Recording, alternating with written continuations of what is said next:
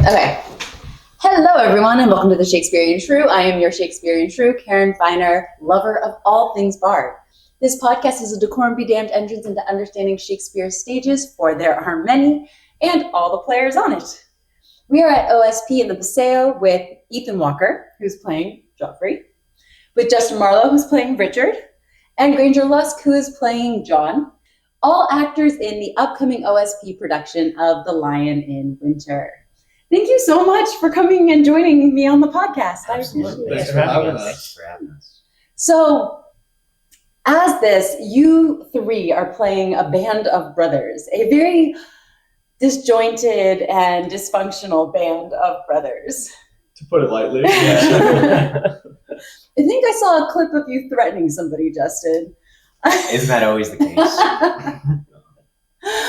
So, with that, you're bringing in these family dynamics, right? It's a terrible holiday meal, worst Christmas dinner ever, as Alissa put it. Yeah. So with that, how do you find enough of a connection with each other, since you probably didn't know each other very well prior to this, or maybe you did? We actually all knew each other pretty well before we headed into this. Yeah, I think I'm the outlier. I was a senior when they were freshmen. Yeah. So I didn't really know Granger too well. No, we never had an opportunity to work together, unfortunately. But I always, you were part of like that group of like the cool seniors that all the freshmen were kind of looking at, like, oh, they're so talented. How can we like be more like them? So there was a certain kind of like doe-eyedness towards you. Thank you. I paid him Speak to for say yourself, that beforehand. Well, you worked with them, so. Justin and I worked together on a fundraiser for the Yes. school. Yes, We we did did in Tulsa. we got on a bus to Tulsa and did like a saloon brawl together. And then there was no more doe-eyedness after There was that. no No. more doe-eyedness after I hit him in the face with a bottle. Yes. Yeah, Oh, wow. I do remember. Yeah. Hey, that's Yeah. And then you cracked I the wish whip. that was There me. was Yeah, lots it of was detail. That's very cool. And Granger and I have worked together on, I don't know how many I would say, different projects, like 5 or 6. This might be our 5th production together. 5th or 6th. Yeah, it definitely, we did. We had a project You in got class it. together. Yeah. Counting's hard. You got it. Yeah. Yeah, it's 5. This is number 5. Okay. Yeah. And No, it's 2 of those have been with Seth Gordon, actually. Oh, nice. Yeah. So you're also very familiar with your director. Yes. yeah. This is my 4th time working with him. Actually, I did a like monologue for a benefit gala for the School of Drama at the University of Oklahoma, and he worked one-on-one with me for about a month and working on a monologue. So, Wow. Yeah. So with the familiarity then, is it more accessible to get to the brotherly connection that can lead to both brotherly love and brotherly hate? For sure. Well, it's funny because we were all talking. None of us have actual brothers. So we all just kind of slipped into it naturally and found brothers of each other. Yeah, there you into go. it. Yeah. Yeah. It's Well, Not necessarily the brotherly love, though. yeah. I mean, I have a great respect for everybody in this cast, and especially like Justin and Ethan, because we were working so closely together. So I think that's where a lot of that brotherly love comes from. But there's a good sense of competition that kind of came out really naturally early on in this process, and I think that's where a lot of that butting heads as brothers is coming from throughout this entire piece. Is that something that also shows up just within the drama department and stuff like that? The competition, be it healthy or otherwise, because there are only so many roles. Yes and no. It's strange you touch on that, because we'll get into, there will be drama about who gets cast in certain roles or not. But it's not like, it has never, in my personal experience, it has never been anything that has negatively affected any relationships. I think there's Yeah. a certain level of like Just healthy shit talking. Yeah. something like that. You know, it's a different environment when you are paying to go to school, right, to study theater, and there's a certain expectation of like, hey, we're all the best of the best from our area, like we all are deserving to be here, and so there's a level of like egotisticalness that is like, I do deserve this, which is very true, but then you also have to pick the best person for that role, and sometimes it's just not, you're not fit for it, you're not right for it, and that sucks, and that leads to drama, but it's the reality of the industry we're going into, and they're preparing us for that. Well, and the hard thing is that it's not even necessarily that you don't fit the role, it's that you don't fit the director's vision Exactly. for that Yes. role, Absolutely. which is a very different thing. Yes, absolutely. The best actor doesn't always get the part. Right. Yeah. You know, it's the one that can either catch the eye of the director or, Yeah. you know, can. Or the character needed blue eyes Yes. instead of brown eyes. Like, Yeah. it's things as small as that, which is why you can't take it, the competition can only go so far because you don't know the reason why you got picked or didn't. Right. Can't take it personally. Yeah. You got to take it as a lesson and move on. And that's kind of that's it. Is it as easy as you say it? Because as somebody who has been in that field, maybe I didn't have a thick enough skin, but like, there were a lot of like pints of ice cream involved after. That's fair. It's not as easy It's as not. It gets easier a little bit every time, but it's never easy. Yeah. I mean, you care. If you if you care about something, it's gonna hurt when you don't get it, and that's true for anything. So auditioning for a show that you feel like you're perfect for, or really wanting to be a part of this production because the people that you're around, and you don't get that opportunity, like it sucks, but you gotta move forward. You can't sit in that and wallow in that kind of sadness. You gotta pick yourself up by your bootstraps and move forward. And I mean, I saw the cast list for The Lion in Winter and was like, holy shit. Like, it was just all the best and brightest. And, you know, it was a shiny cast. I was like, this is so exciting. And of course, you know, Justin walked through the door earlier and I was like, where have you been? Because, I mean, you've been absent from our stage for a little while. It has been a minute. Yeah. Yes. Just been living life, you know. I feel as an actor, it's important to observe what's around you and experience life as it is. And it's going to make your stories a lot more stronger on stage or on camera.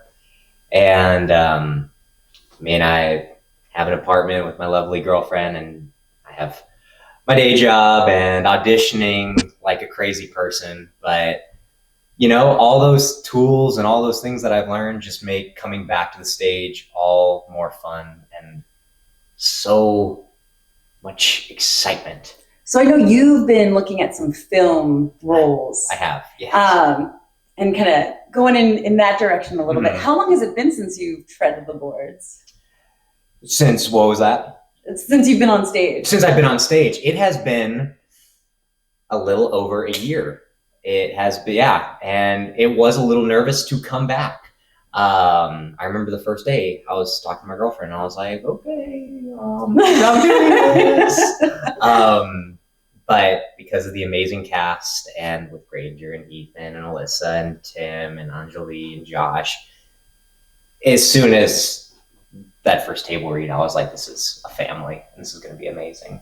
Yeah. So it's like, I wouldn't say it's like riding a bike. It's like having a bike and then being on a motorcycle.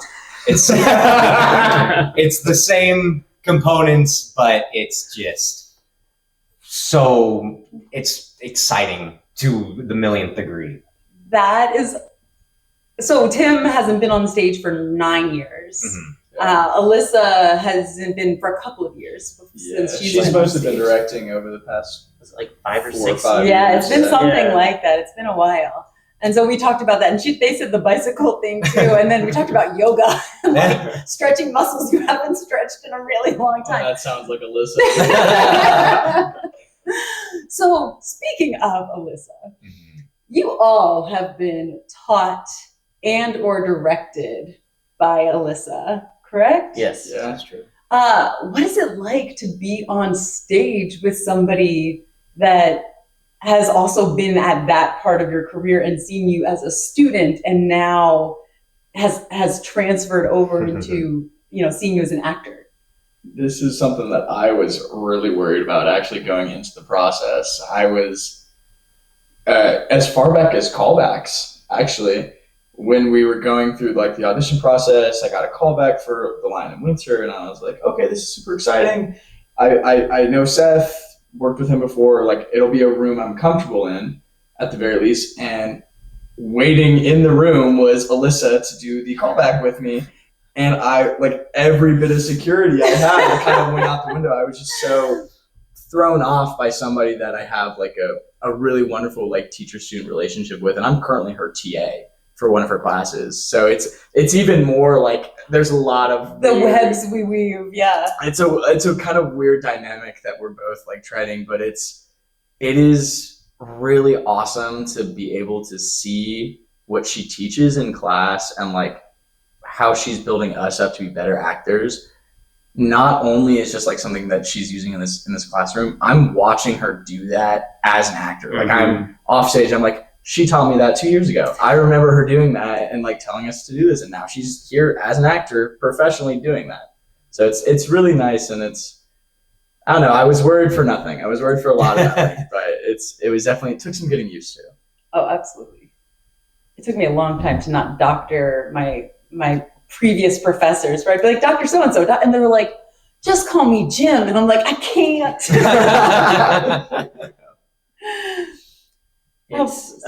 It's been really interesting to work with her, especially because this play can get so intense. Like I've only working with her in the context of her having only seen me as like a witness and as an audience member, as opposed to actually acting with her, there was definitely a sort of mental block into like falling into my scenes with her of like, it's definitely been different than performing with any other actor, because this is someone who I'm used to getting the like criticism and feedback and input from, and that's not her job anymore. Right. And so I had to sort of let go of the seeking input part from her specifically, because another professor is still in the room and he actually is like directing me. Yeah. And so it's an interesting relationship to navigate. Same. I definitely had that block, and I think it's also another layer because she's playing our mother, and so there is this like maternal quality that has to be there in the acting of like we are her children. Like there is some sort of familial connection, and so to go from student teacher to actor playing son mother, yeah. It's just kind of it's nothing I've ever had to work through before, and it's been a fun challenge to work through, but not so much a challenge. Yeah. What's fun is when we'll all be in a scene with her and she starts teaching us something, and it's like, oh, I've been here before, and she's like giving us a lesson about like the world as as Eleanor, Right? And it's like, yeah, I've been here before. This is normal. Yeah, Justin, you've been out for a few years. Is it kind of similar to us, or? Well, that's a great point. So Alissa was actually my first connection to OU. So my teacher / coach / mentor back home in LA, Jeremy Ken Jackson, went to OU with Alissa. So when I was applying for colleges, he got me in contact with Alissa. So when I ended up coming here, she was kind of my first person I knew. And she'd always coach me through college. So from student to teacher, and then I graduated, it became friend, and we're basically like family. And we always joke, or we just call each other, like, I'll call her my Shakespeare mom, she'll call me her Shakespeare son. And then So I was actually her Shakespeare TA. So when you're talking about TA stuff, it's really funny. So when this came around, and I was like, oh, you're actually going to play my mom. It's actually coming about. It's happening. And it's really freeing on stage. I don't feel there's like a block with the scenes between her and I. It's very much like we're just talking to one another, and it's very natural, and there's really interesting parts of the scene. There's also parts of Alyssa's personality that I've never seen before on stage. I've never seen her snap at someone or me. And there was a time in rehearsal, I threw something at her, and then she threw it right back, and I was like, whoa, Mom is mad. Ow. So it's really exciting to experience those moments on stage with her, and it's the best gift another actor and Shakespeare's son can ask for. That's pretty amazing. I mean, it's all in the family. I like this. So with that, who's the mama's boy in this? You are the mama's boy. Well, that's classically so. And the father's son. That would be John. That'd be me. Yeah. Are you the middle child? I'm the middle child. Yeah. And then there's Jeff. And then there's Jeff. Nobody ever thinks of Jeff. What's a line from the show? That is a line. That's one of my lines. Nobody ever thinks of Jeff. It's true. We don't. It's a middle child problem. But there's actually stuff like research done about the different children and their roles that they play. And it actually goes right along with like the middle child.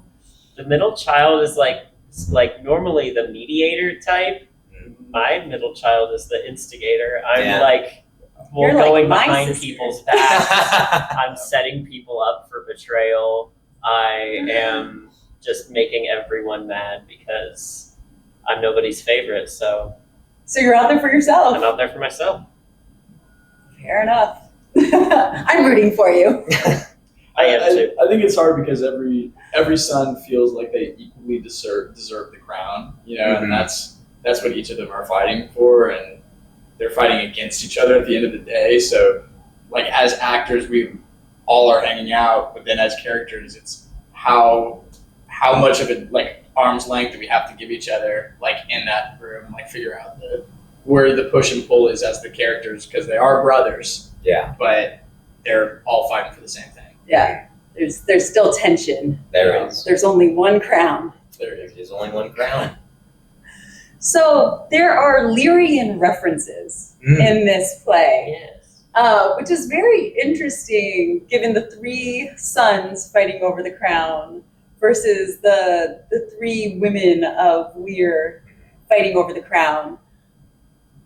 What do you think are the big differences, you would say, in terms of how you all fight or show your aggression towards one another than maybe like Reagan, Goneril, and Cordelia? There doesn't seem to be an innocent one here. John maybe is the closest one to like John's a brat, but he hasn't really done anything wrong. I was really like when I was first doing character work and like doing my homework beforehand, I had kind of gotten trapped in this thinking that like John is very much like the bratty, innocent, everything handed to him because he's the baby, right? But I mean, through this past like I'm also the baby too in my family, so it's you're like I fit right into it. Yeah, exactly. But it's as we've explored the past few weeks, it's definitely John has a lot more layers. I know this isn't what you asked at all, your question, but I don't care where we go. John has been a really fun onion for me to peel back the layers on, and I think he's of the three sons, he's the one that wears everything on his sleeve. He doesn't have a poker face. He is capable of thinking forward and wanting to like plan things out, but he's a terrible liar, and so he's just not good at that. but I think that's part of why King Henry likes him. To a certain extent, is he knows that John can never plot against him because he will always know if he's plotting against him, and that creates this level of trust. I feel like I don't know. That's where my mind's been at the past few weeks of rehearsals. That's amazing. You are Cordelia. You just have a very different father who reacts very differently to the truth. We are freaked out and was like, "You're banished." Yeah. But your dad's like, "Oh no, you can't lie." Great. Perfect. So yeah, you are the Cordelia of this one. I'm down to be Cordelia. Good job. You did it. Which makes you two Goneril and Reagan. Yeah. Sorry. You're all the gags at that. Well, you use intellect and I use brawn. I'm very much more aggressive, and Richard, looking at from an audience perspective, there's a very vulnerable part of Richard, and if someone gets near that part, his immediate reaction is violence. He resorts to violence. He resorts to arguing. He will push them away if they get too close. And that's kind of Richard's defense mechanism. And that's why he's always telling people he's a soldier. He mentions that he's a poet, but it's always... It's just on his resume. It's just on his resume. Yeah. But he always will resort to violence if people get too close to him. Interesting. Okay, Reagan. Got it. There we go. Gouging people's eyes out. Cool. Yes, hey, what can I say? I guess that makes me Goneril. It does. Yeah, Goneril's sort of the Conniving. brain. Yeah. Jeffrey is very much the brain. He's a conniving little ass. And I feel like very Game of Thrones connection. yeah, he's very bitter. You remind me of Littlefinger from Game of Thrones. I wouldn't know, man. Oh man. Oh, you're missing out. I gotta read Game of Thrones. But he's very bitter. I think that Jeffrey's motivated primarily by sort of, I guess, vengeance. Yeah, neglect. Neglect, yeah. He never really received any love from the rest of the family and is extremely angry about that. I think, he's trying to hold on to the positive parts of the relationships that he has with his family, but he's more than happy to set them up to screw each other over because it's fun to watch. And that sort of bitterness, I'm not a very bitter person, and so it's been difficult to tap into, but it is so much fun to play. It is, I love lying to people on stage, and then I like the caveat that got added on. on stage. I like lying to people, and people. I like showing how good of a liar I am. I think, and how good of a liar Jeffrey is. It's fun to just play people and to stick pins. Do I need to start watching my back at school? Hey, you gotta keep your eye out. I saw you. You didn't see me. I know, really.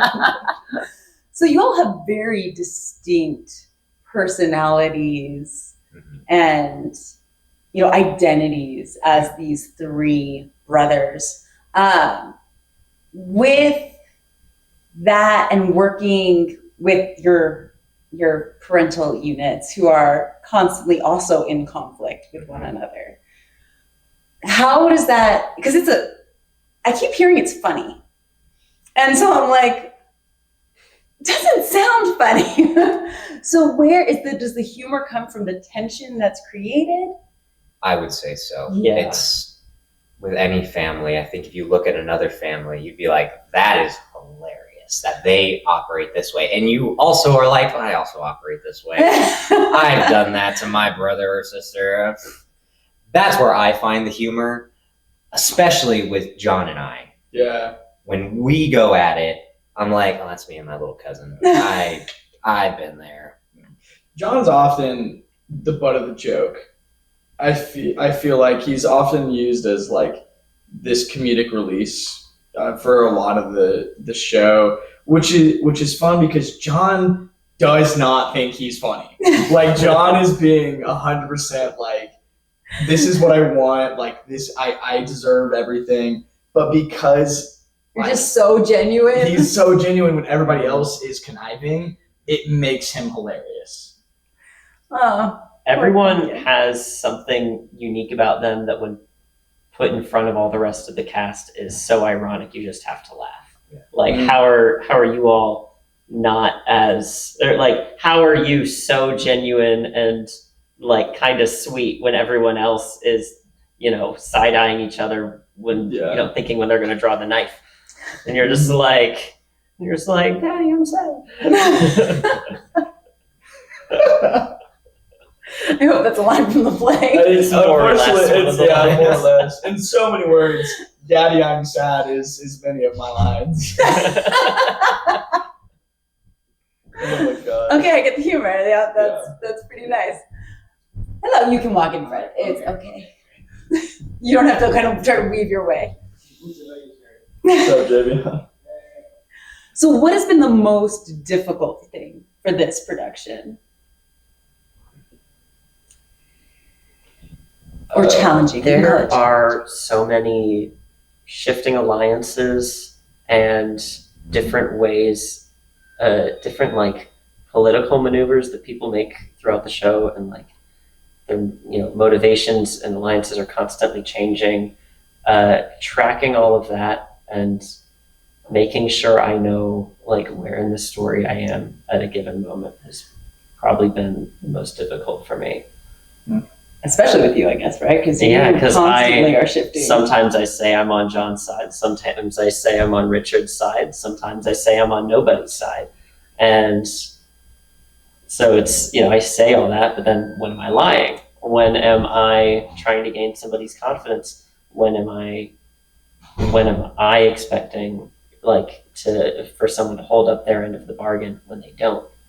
So I'm going to come back and finish this question with you all, but how does physicality play into those alliances, those like showing that element? That's a great question. Is a great question. And I'll give an example without saying who's in the scene.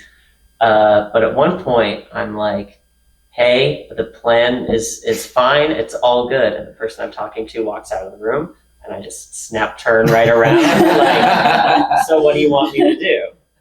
And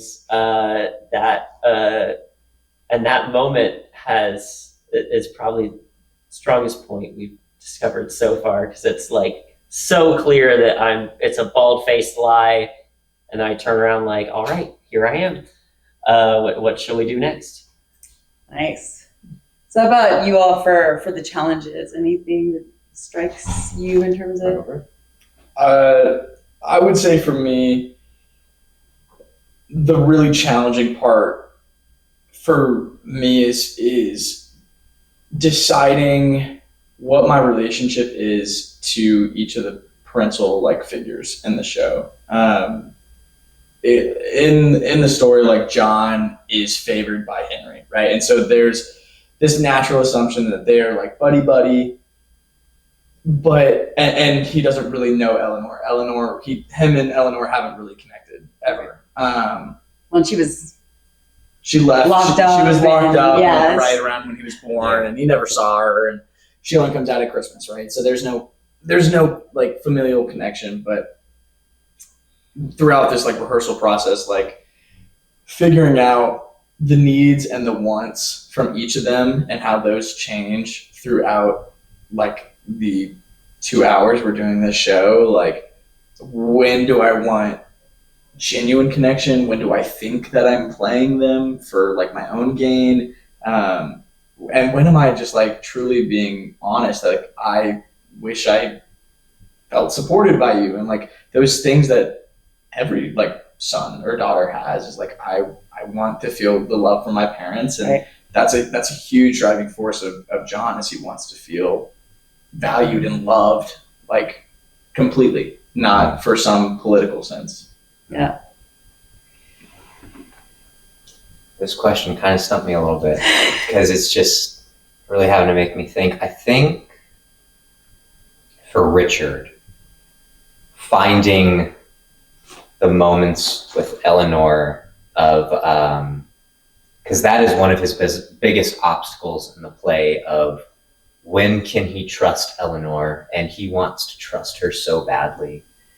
He, in his heart, loves his mother, and she loves him, but she has done things to use his trust that go against their bond and the pact that they made. And so finding, when is she on my side and when is she not on my side? Because she is going to be one of the biggest players that I have to get the crown. So without her, I'm on my own. This is going to be so much harder. And there's, knowing Richard, it'd probably be a lot of bloodshed. But she's at least going to temper that. So maneuvering that relationship is one of the most difficult things for Richard and myself as the actor playing Richard in the play. Yeah, that sounds rough. Yeah. So, okay, on a happier note, what are your favorite parts? What are the parts that you're like, oh, this is just fun?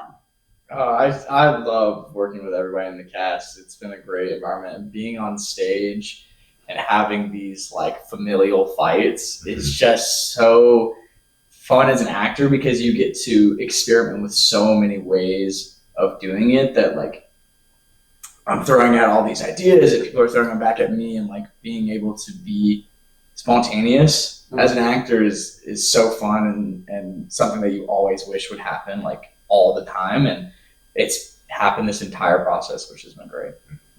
Yeah, it's been really collaborative. The whole team is really ready to contribute ideas, to improve the scenes, to clarify the story, and it is it's really great to just say like, I feel like I want to do this, so can we try it? And then we try it and we end up doing it, or we end up like coming up with another idea that was based on that idea. So it's really I like the collaborative environment a lot. It's been a great experience. I mean, just to echo both of them, especially what Granger said, I mean, working with these two goobers is amazing. And Alissa and Tim and everyone, they just make work not work. We are collaborating. The best idea wins. There is no egos involved. We are just trying to tell this really fun story, and we are all just like clicking like a family. And that's the coolest part about it, is like you have a family away from your family. This is the most functional, dysfunctional family ever. We're families not. Fair point, Touche. So in terms of advice, right? Because you all are now the seniors, right? Yeah. You now have the doe-eyed freshmen looking at you, Yeah. right? You have hit many stages at this point in your life. And so what advice would you give to either these freshmen just coming into college, or even the students or the kids who love acting but don't know how to pursue it? Just remember, I can edit, so take your time. I would say take advantage of every opportunity that interests you. Don't you're not going to make it big on Hollywood overnight. Do what calls you, and you will get way more out of it just because you have that like landing point of like deep interest, and that interest is more motivating than anything else. So not just pursuing the fame and glory of it. Yeah. or even like I think I should know this. If you feel like you want to learn something, even if it's just tangentially related, get all over that. Just absorb as much as you possibly can, And, the more you take in, the better you can, create as well.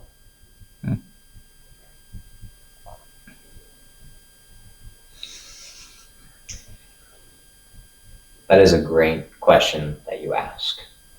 I think learn, keep learning, and then learn some more. Because as an actor, we have a curiosity to embody these characters and learn the goals that they have and the expectations that they have. So going to a BFA program is fantastic, and it's an amazing step that you can take. But you can also be an English major, or you don't even have to go to college, but as long as you're taking classes to better your craft, acting, it's like being in a gym. You have to constantly keep working. We are also like athletes, and it's in a different aspect. But, when I graduated OU, one of the best things that I did was contact my mentor back home, and I said, I need private lessons. I need to keep learning. And that I felt, like starting over again is like you're going to constantly keep shedding skins as an actor and letting that happen naturally, and knowing it's not a sprint, it's a marathon. Don't be hard on yourself. You're going to have tons of auditions. You will fall on your face, and that's okay, because you're going to learn from it. You're going to write it down. You'll have your pints of ice cream. I've certainly been there. And that's what's going to make your art unique. And that's what's going to make your story worth telling and for these audiences to see. Yeah. If I had any advice, I think something I've been really kind of echoing for the past few years is don't be afraid to fail. I think that is how that's been my mantra for the past few years, and setting the standard that you're not always going to be successful, but that's okay, because these two amazing people have said, learn, right? Every failure is an opportunity to learn, and you're not always going to book the role. You're not always going to get the role that you want. You're not always going to get varsity, on what it doesn't even have to be theater related, but putting yourself out there is 90% of the battle. If you want something, go do it. Do the baby steps. Don't ignore the big end goal. Do the baby steps that you can do in the moment. Just put yourself out there. If you fall on your face, you fall on your face. Everybody's done it before. Everybody's had that pint of ice cream. Everybody's had those moments where they wanted something so badly and it didn't work out. Failing is not failure. That's how I feel about it. I mean, it's a bump in the road. It's you tripping. It's only failure when you give up. If you don't give up, you're succeeding. Wow. I should ask for more advice from you all. That was great. All right. Touch the soul. Right? All right. That one got deep really fast. Yeah. I love it though, and I hope that everybody can take something from what you all said, because all the advice that you gave is fabulous. So Lion in Winter, it opens October 9th, so it's coming up. It's coming up fast. Quick, yeah. Oh my God, 2 it's weeks? the 24th. Oh my God. I know. Whoa. 16 days. Something like Everybody that. breathe. It opens October 9th, closes the 19th, so you have 2 weeks to get your tickets and come see this amazing show. I am so glad I'm still in the country for this show. I'd be so sad if I missed it. It's just going to be amazing. But are there any other projects that you all have coming up beyond this? Or are you just focusing on this one before you move to the next? I have another project that is up and coming. This coming April, I will be directing at the University of Oklahoma in my directorial debut. I will be directing The Effect by Lucy Preble. You can come see it. You can also watch the National Theater at Home version directed by Jamie Lloyd. No, we want to come see your version. Well, yeah, I mean, please come see my version, but if you want a little taste of it beforehand, you can go see the James Lloyd version. But An appetizer before the main course. exactly. No, it's a great story though. It's about a clinical drug trial for an antidepressant drug, and it follows 2 doctors in charge of the clinical drug trial, and then 2 volunteer trial patients. And it's an antidepressant dopamine drug. So these 2 patients fall in love while they're on this dopamine drug, and the big question is love a chemical reaction or is it something else? That sounds amazing. So it's gonna be pretty fun. I hope you guys can come see it. Absolutely. Yes. Very excited for that. Anybody else have any project? I know you, Justin, you have some that you can't say anything about, but just focusing on this one right now. Yeah. There you go. there might be upcoming news, but we'll wait for it. I don't have anything coming up. I'm getting ready to finish out my senior year, Yeah. and then on to Hit the next. What about showcase? step. Showcase. Yeah, we got in March. Granger and I will be heading up to Chicago to Oh yeah. put our skills to the test with some local agents. And we'll- Senior showcase. Yeah. I always Very get to see excited that for and that. all the It's nerve-wracking, but I'm excited. we're getting started with that process right now. So Yeah. it's very exciting, very daunting, because it's the project is meant to be the culmination of 4 years of acting training, and so there's a bit of pressure, but it's exciting. No pressure. It's all fine. Yeah. I mean, we've had so many amazing people go on from here, and Bella's about to go to Chicago. Paxton and Elise went to New York. Yeah. Anlin went to New York.